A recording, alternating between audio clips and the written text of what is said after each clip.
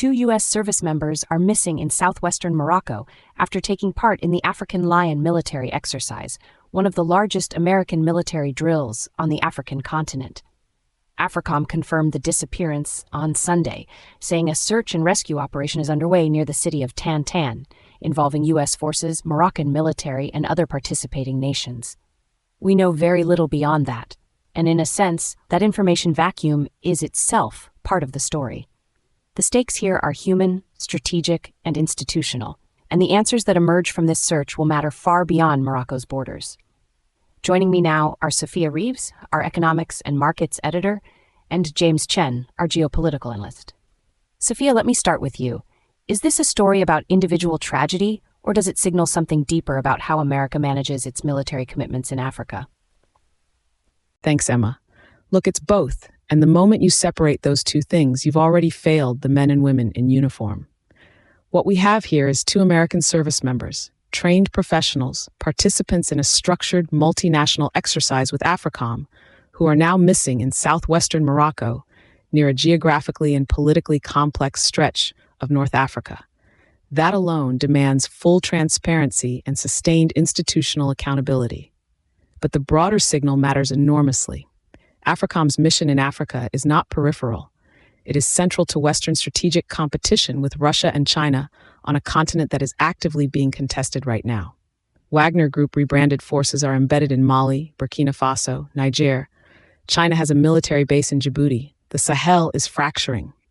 And Morocco, a stable, pragmatic, pro-Western partner, is exactly the kind of ally America needs to be strengthening, not embarrassing through poor crisis communication. Douglas Murray has argued for years that the West's civilizational problem is a failure of confident self-assertion. And I'd argue this moment is a test of that. Does America handle this with the seriousness it deserves, or does it quietly manage the story into irrelevance? But Sophia, isn't there a risk you're over-strategizing what might simply be a tragic training accident? 2 people are missing. Shouldn't the human story come first before we start drawing geopolitical maps? And James, what's your take on this? Well, look, Sophia's instincts are right directionally, but I think she's getting slightly ahead of the facts, and that matters. Here's what I think is important. We don't actually know what happened near Tan. The terrain in southwestern Morocco near the western Sahara border is genuinely difficult. Atlantic coastline, arid inland zones, complex geography. The first job right now is to find these service members alive. Full stop. But here's the data point that should concern everyone watching this. AFRICOM oversees security cooperation across 54 African nations. That is an enormous operational footprint with real physical risk to real human beings. And when something goes wrong, the Pentagon's historical instinct is information management first, accountability second. We've seen it before.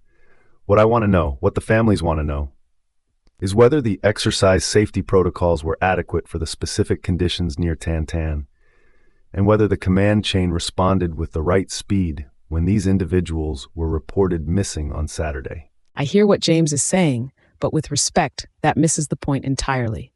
Of course, we want them found alive. That goes without saying. But you can hold the human urgency and the strategic stakes simultaneously. That's not over-strategizing. That's clear thinking. And here's what I won't let slide. The media coverage of this story has been minimal, perfunctory. The BBC ran a brief. Al Jazeera covered it. The Guardian put out a few paragraphs. And then nothing. No follow-up. No investigation of protocols. No sustained pressure on AFRICOM to explain itself. 2 American warriors are missing. If this were a story that could be used to undermine American military legitimacy abroad, we'd have wall-to-wall coverage. We know we would. Ben Shapiro has made this point repeatedly. The media's relationship with military sacrifice is deeply selective. The silence here is telling. Here's what I want to know. The area near Tan borders the disputed Western Sahara region, one of Africa's longest-running territorial conflicts. Does the geopolitical complexity of that region change the nature of this incident, or are we reading too much into the geography? James, where do you see this going? The way I see this playing out, there are really 3 tracks. Best case, they're found alive. AFRICOM explains the circumstances transparently, and the lessons learned process within the command actually produces protocol improvements. That's the outcome we're all hoping for. Second track, If this ends badly, the trajectory suggests a period of intense congressional scrutiny on AFRICOM's exercise safety standards. That scrutiny is warranted and should happen regardless of outcome. The third track, and I want to be careful here because we're working with very limited facts, is that the Western Sahara adjacency adds a layer of political complexity that could complicate the narrative if the circumstances of the disappearance turn out to be more than a straightforward training incident. I'm not speculating about what happened. I'm saying the geopolitical context means the stakes of full transparency are higher than they would be elsewhere. Here's what concerns me most. The risk is institutional complacency. Even if these service members are found safely, which I genuinely hope for with everything, the pattern we've seen from the Pentagon and from AFRICOM in past incidents is that information gets tightly controlled, families get managed rather than informed, and the lessons learned process becomes an internal bureaucratic exercise rather than genuine accountability. History tells us that military institutions under pressure prioritize reputation before reckoning, and Morocco is too important a partner, strategically, diplomatically, in terms of African Lion's entire purpose, for this incident to be handled poorly.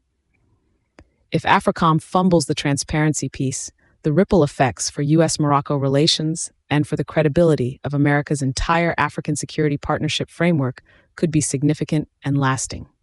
Sophia Reeves, James Chen, thank you both. The search continues near Tan Tan tonight, and the answers AFRICOM owes those families are not optional. One thing is certain. Somewhere in Washington's command structure, someone is very aware that how this story ends is entirely within their control to handle with either honor or bureaucratic cowardice.